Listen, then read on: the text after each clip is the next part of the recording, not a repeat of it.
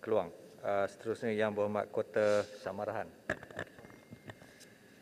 Bismillahirrahmanirrahim. Assalamualaikum warahmatullahi wabarakatuh dan salam sejahtera.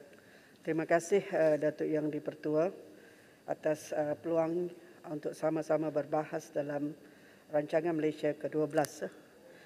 Tahniah dan syabas kepada Yang Amat Berhormat Perdana Menteri yang telah membentangkan rancangan Malaysia ke-12 dengan tema Malaysia Makmur, Inklusif dan Mampan, menerusi 9 fokus utama dengan perbelanjaan sebanyak RM400 bilion. Selari dengan wawasan kemakmuran bersama 2030, saya berterima kasih dengan kerajaan kerana dengan terang dan jelas menggariskan RMK ke-12 yang memfokuskan kepada melonjakkan pembangunan di Sabah dan Sarawak dan juga negeri-negeri yang membangun seperti yang dinyatakan di dalam fokus yang ke-7.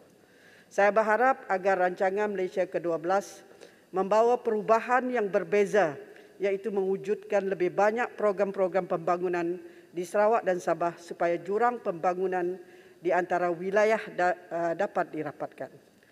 Datuk Yang di-Pertua, semenjak Malaysia ditubuhkan sejak 58 tahun yang lalu, menerusi pembentukan bersama di antara Persekutuan Tanah Melayu, Singapura, Borneo Utara ataupun Sabah dan Sarawak, telah melaksanakan 11 rancangan Malaysia yang dilaksanakan tiap-tiap 5 tahun dan hari ini kita sedang membina hala tuju untuk rancangan Malaysia ke-12.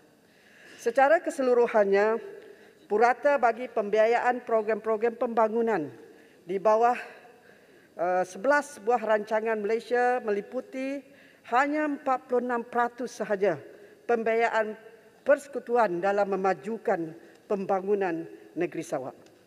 Pada pendapat saya, untuk RMK ke-12 ini agak berlainan daripada RMK yang sebelumnya apabila ada memberi fokus untuk meningkatkan pembangunan negeri Sarawak dan Sabah serta negeri yang sedang membangun.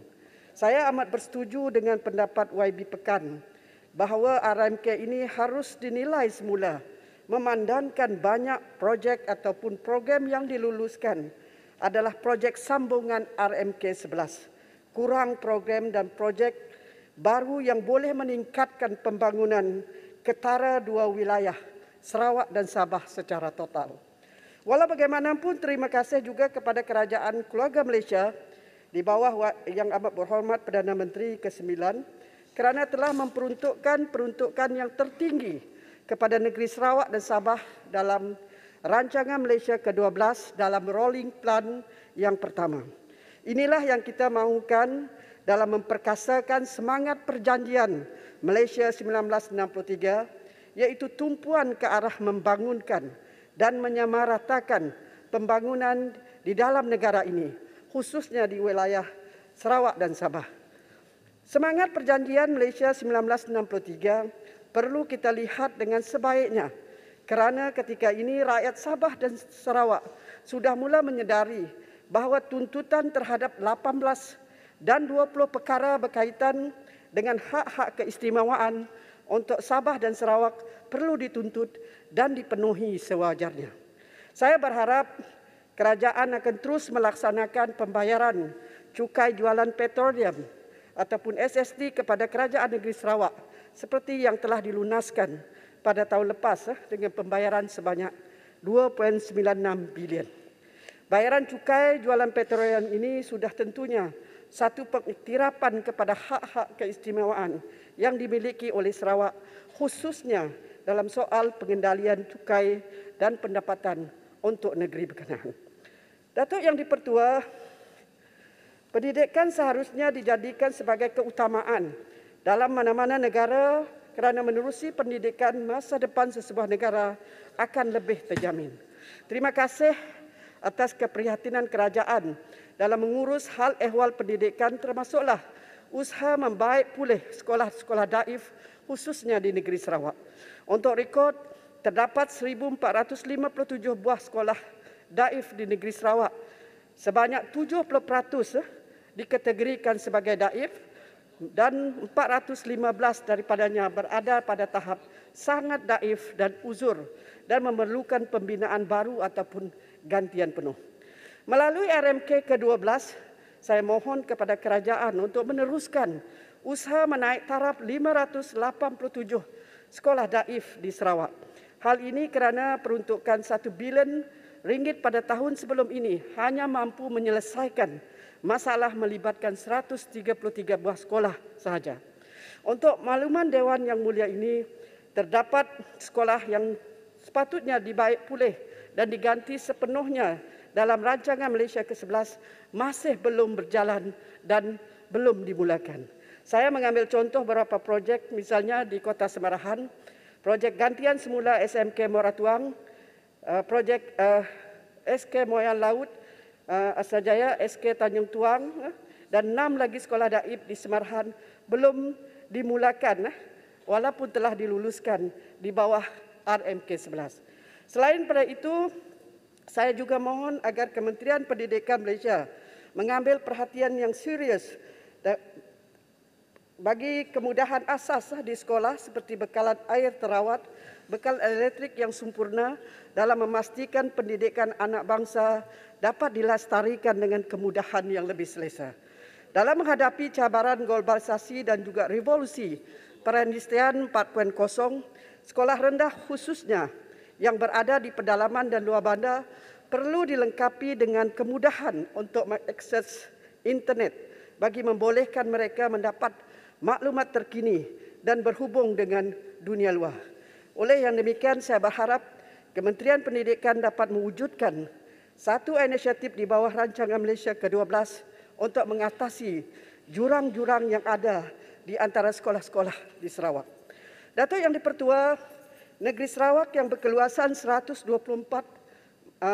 kilometer persegi mempunyai populasi sekitar 2.8 juta, masih lagi memerlukan kemudahan kesihatan yang mencukupi bagi menampung keperluan dan permintaan daripada penduduk setempat.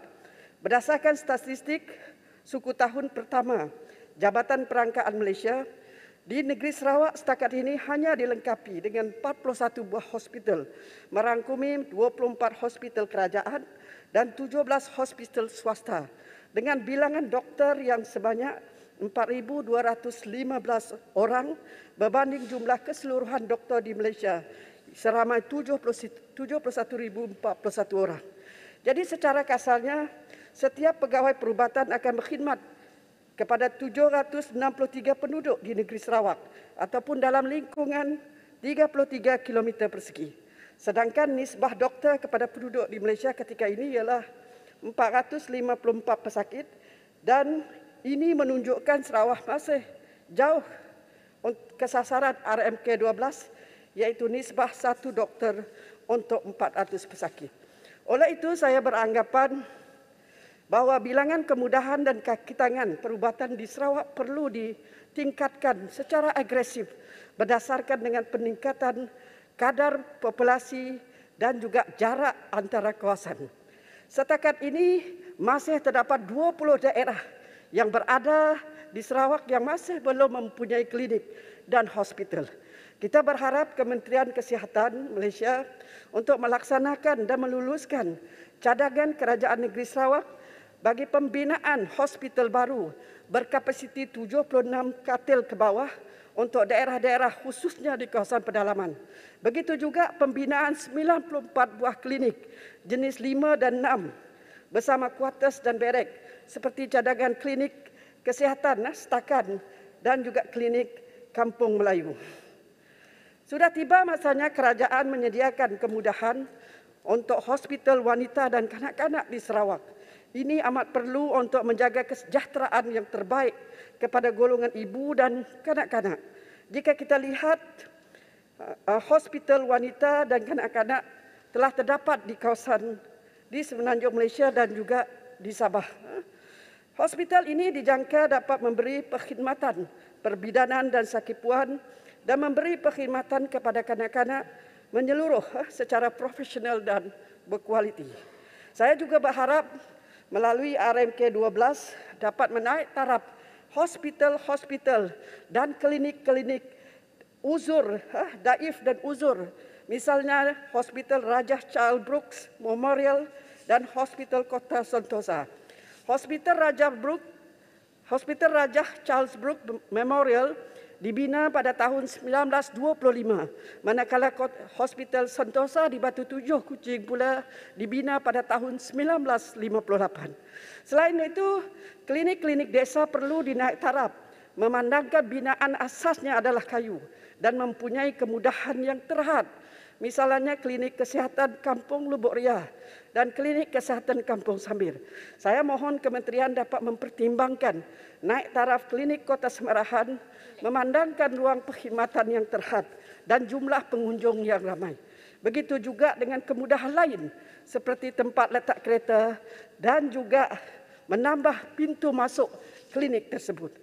Bagi berhadapan dengan situasi penyakit kanser yang semakin meningkat, saya juga ingin menarik perhatian kerajaan untuk membina hospital khas yang khusus dengan menangani peningkatan kes berkaitan kanser atau dinamakan sebagai Pusat Kanser Negeri Sarawak.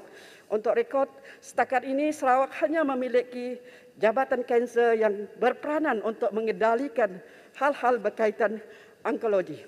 Semoga dengan kemudahan yang berimpak tinggi ini dapat memastikan tahap kesihatan rakyat pada tahap optimum dan terbaik, di samping dapat memenuhi keperluan yang sedia ada. Datuk Yang di-Pertua, kewujudan koridor pembangunan secara wilayah yang dilaksanakan semasa rancangan Malaysia ke-11 telah berjaya melonjakkan pembangunan di kawasan terpilih, misalnya Sarawak Corridor of Renewable Energy, SCORE, yang berkembang pesat di atas wilayah koridor pembangunan seluas 70,000 km persegi dengan 24 projek pembangunan yang bernilai 39.94 bilion. Dengan adanya pembangunan secara koridor ini akan mampu meningkatkan peluang pekerjaan di Sarawak sebanyak 17,000 kekosongan. Selain itu merapatkan jurang pendapatan di antara wilayah Sarawak dan juga wilayah-wilayah lain di dalam Malaysia. Dan perkara ini perlu diteruskan dalam rancangan Malaysia ke-12, khususnya dalam soal agihan peruntukan kepada 6 wilayah yang kurang membangun, termasuk di Sarawak.